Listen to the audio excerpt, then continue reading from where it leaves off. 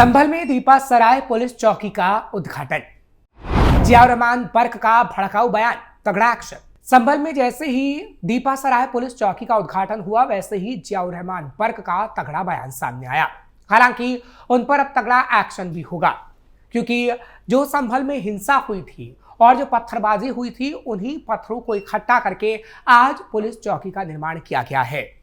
और तो और 1978 की फाइल को जब दोबारा खोला गया है, तो पुलिस ने यह भी कहा है कि अब हर उस दंगे की जांच होगी जो पहले हुए, और आगे आने वाले समय में उत्तर प्रदेश के संभल में एक भी दंगा नहीं होगा। हालांकि बर्क ने इस पुलिस चौकी पर पहले भी सवाल उठाए थे, लेकिन एक बार फिर से वो सवाल उठाकर तगड़े फंस गए हैं। चौकी की क्या है खासियत, 1978 के दंगों की फाइल खुलेगी या नहीं, या फिर आगे आने वाले समय में संभल में क्या बड़ा होने वाला है, आज हम इस खबर से पर्दा उठाएंगे। नमस्कार, कैपिटल टीवी का खास शो पर्दाफाश देख रहे हैं आप। मैं हूं आपके साथ हर्ष भारद्वाज। संभल में दीपा सराय पुलिस चौकी का उद्घाटन किया गया। ये चौकी सपा सांसद जियाउर रहमान बर्क के आवास से 100 मीटर की दूरी पर स्थित है। इसका निर्माण 24 नवंबर 2024 की हिंसा के बाद 4 मार्च 2025 से शुरू हुआ। दीपा सराय पुलिस चौकी 2 मंजिला है। इसमें कंट्रोल रूम स्थापित किया जाएगा। पूरी चौकी सीसीटीवी कैमरे से लैस है।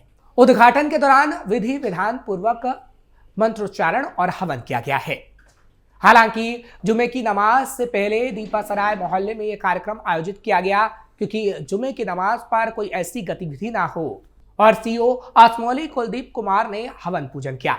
इस दौरान थाने की भारी फोर्स तैनात रही। पीएससी और आरपीएफ को भी तैनात किया गया, लेकिन सपा सांसद जियाउर रहमान बर्क इस पर भड़कते हुए नजर आए हैं। हालांकि इस पुलिस चौकी का निर्माण आम जनता की सुरक्षा और अपराधियों पर कड़ी नजर रखने के उद्देश्य से किया गया। ये चौकी संभल हिंसा के मास्टरमाइंड और फरार गैंगस्टर सारिक साठा, पाकिस्तान की लाहौर सेंट्रल जेल में बंद उस्मान और विदेशी हथियारों की तस्करी के मामले में जेल गए गुलाम के घरों से लगभग 100 मीटर की दूरी पर स्थित है। इसका निर्माण 9 महीने 13 दिन में पूरा हुआ है। उद्घाटन समारोह में DM doctor Rajendra Pensiya, SP Krishna Bishnoi, ASP Kuldeep Singh, SDM Pradeep Verma, city magistrate Sudhir Kumar, SDM Sambhal Ramanuj और न्यायिक मजिस्ट्रेट संभल निधि पटेल सहित कई अधिकारी शामिल रहे, जिसकी आज तस्वीर देखने को मिली। हिंसा में इस्तेमाल हुए ईंट पत्थर से बनी चौकी। सीओ आसमौली कुलदीप कुमार ने बताया कि यह क्षेत्र हिस्ट्री शीटर अपराधियों का गढ़ रहा है। सीओ ने बताया कि 24 नवंबर 2024 को हुई हिंसा में जो भी ईंट पत्थर इस्तेमाल हुए थे, उन्हीं ईंट पत्थरों से इस चौकी का निर्माण किया गया है। सीओ कुलदीप ने यह भी बताया कि कानून व्यवस्था को मजबूत करने के उद्देश्य से इस पुलिस चौकी का निर्माण किया गया है। 4 मार्च 2025 को मुस्लिम एक लड़की इनाया के हाथों से ही इस चौकी के नींव की पहली ईंट रखवाई गई थी, और अब ये पूरी तरीके से बन चुका है। इंस्पेक्टर गजेंद्र सिंह, चौकी इंचार्ज शाह फैसल और वर्तमान सीओ कुलदीप सिंह ने भूमि पूजन कर निर्माण का कार्य शुरू किया था। दीपा सराय चौक पर बनी ये चौकी मुस्लिम आबादी के केंद्र में है, यानी चारों ओर मुस्लिम आबादी है और बीच में चौकी है। हालांकि लोगों की इस पर मिलीजुली प्रतिक्रिया भी सामने आई है, और लोगों ने इसे एक अच्छा कदम बताया है। सुरक्षा, निगरानी और कानून व्यवस्था इससे बेहतर होगी, ये कहा गया है। हालांकि प्रशासन का कहना है कि उद्घाटन पारंपरिक तरीके से किया गया है। संभल हिंसा के बाद लगातार बनाए गए ऐसे कई पुलिस स्ट्रक्चर अब जिले में सुरक्षा के स्थायी स्तंभ बन रहे हैं। दीपा सराय की नई चौकी इसी का हिस्सा है, जो कानून व्यवस्था को और मजबूत करेगी। बीते 19 नवंबर 2024 को हिंदू पक्ष की ओर से civil senior division Chandausi court में दावा किया गया था कि संभल की शाही जामा मस्जिद श्री हरिहर मंदिर है। इसके बाद 19 नवंबर की शाम पहले चरण का और 24 नवंबर को दूसरे चरण का सर्वे किया गया था। 24 नवंबर 2024 को मस्जिद में सर्वे के दौरान हजारों की भीड़ ने पुलिस पर पथराव और फायरिंग की थी, जिसमें 4 लोग मारे गए थे। लेकिन अब ऐसा नहीं हो पाएगा, क्योंकि मुस्लिम इलाके के बीच जब इस चौकी की स्थापना की गई है, तो पुलिस ने इस बाबत पूरी जानकारी भी दी और कहा कि जिस तरीके से पहले दंगा हुआ, अब आगे आने वाले समय में संभल में ऐसा दंगा हो ही नहीं सकता। हालांकि सपा सांसद बर्क लगातार इसका विरोध कर रहे हैं और कह रहे हैं कि एक तरफ चौकी बना दी गई है मुसलमानों के एरिया में और उसमें तमाम हिंदू गीता का पाठ किया गया और ऐसी तस्वीरें भी रखी गई हैं थाने में जो सवाल उठाती हैं। मुसलमानों को जानबूझकर प्रताड़ित करने का ये खेल है। और 1978 के मामले में भी उन्हें कहा कि 1978 में ऐसा कुछ नहीं हुआ था, लेकिन 1978 के दंगे की फाइल खोलने की बात आखिर क्यों हो रही है। 1978 में संभल दंगों की फाइल खुलेगी। दंगा कब हुआ, दंगे का कारण क्या था, दंगे में कितने लोग मारे गए, उनकी डिटेल, दंगे में दर्ज एफआईआर और कोर्ट में पेश चालान की रिपोर्ट, मामले में अदालत ने क्या फैसला सुनाया था। दरअसल 1978 में जो संभल में दंगा हुआ उसकी फाइल खुलने की बात लगातार सामने आ रही है, जिससे समाजवादी सांसद भड़के हुए हैं। 17 दिसंबर 2024 को एमएलसी श्रीचंद्र शर्मा ने विधान परिषद में संभल दंगे का मुद्दा उठाया था। उन्होंने कहा था 1978 में संभल दंगों के कारण दर्जनों हिंदुओं को जिंदा जला दिया गया, सैकड़ों की हत्या करके उनके मकान और दुकानों पर कब्जा किया गया था। उन्हें आज तक न्याय नहीं मिला। उन्होंने विधान परिषद के सभापति से संभल दंगे की दोबारा जांच कराए जाने और दोषियों को सख्त से सख्त सजा दिलवाए जाने की मांग की थी।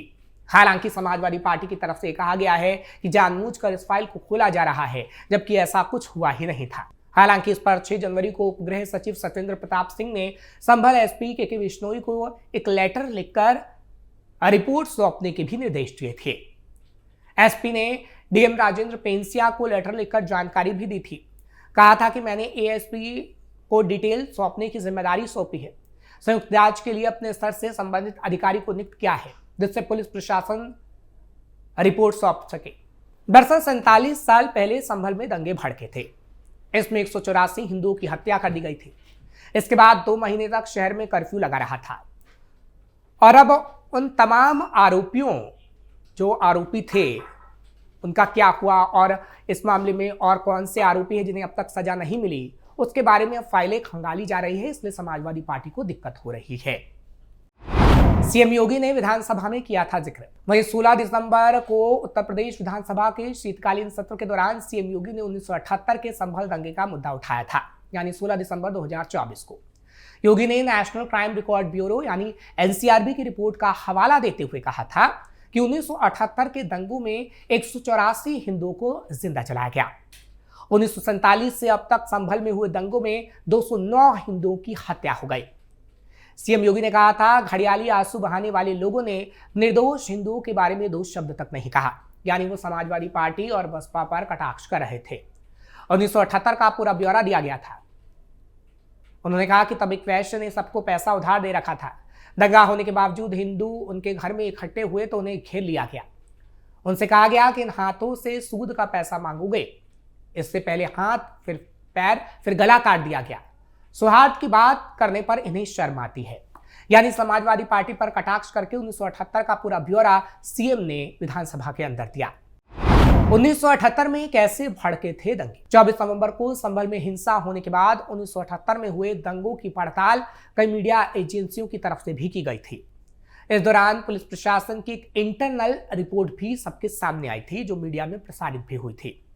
उसके मुताबिक 29 मार्च 1978 को संभल में सबसे बड़ा दंगा भड़का था। उस साल 25 मार्च को होली थी। होली जलाने पर दोनों समुदाय में तनाव हो गया था, यानी हिंदू और मुस्लिम में। उस समय अफवाह उड़ी थी कि एक दुकानदार ने दूसरे समुदाय के शख्स को मार दिया। इसके बाद दंगे शुरू हो गए। तब कई लोगों ने एसडीएम रमेश चंद्र माथुर के ऑफिस में छिपकर जान बचाई थी। लाशें नहीं मिली तो पुतलों का दाह संस्कार। दंगों के बीच कारोबारी बनवारी लाल ने दुकानदारों को अपने साले मुरारी लाल की कोठी में छिपाया था। दंगाइयों ने कोठी का गेट ट्रैक्टर से तोड़ दिया था और 24 लोगों की हत्या कर दी थी। उस वक्त 30 से ज्यादा दिन तक कर्फ्यू लगा था, जिसके सबूत आज भी मौजूद है। संभल के आसपास के हर गांव में लोग मारे गए थे। दंगों में 184 लोगों की हत्या की गई थी। इसमें कई लोगों की लाशें नहीं मिली थी, तो उनके पुतले बनाकर दाह संस्कार परिवारों ने किया था। बनवारी लाल के हाथ, पैर, गला काटा। उस वक्त जिस कारोबारी की हम बात कर रहे हैं, जिसका विधानसभा में जिक्र हुआ था, बनवारी लाल, उनको बेरहमी से मारा गया था। वो परिवार के रोकने के बावजूद दंगे वाले इलाके में चले गए थे। उन्होंने परिवार से कहा कि सभी मेरे भाई और दोस्त हैं। उपद्रवियों ने उन्हें पकड़ लिया और हाथ पैर काट दिए। बनवारी लाल ने कहा कि मुझे काटो मत, गोली मार दो। फिर भी उनका गला काटकर बेरहमी से हत्या कर दी गई। उनके साथ 24 और लोगों को मारा गया। फिर सभी की लाशें जला दी गई, एक आंगन में इकट्ठा करके।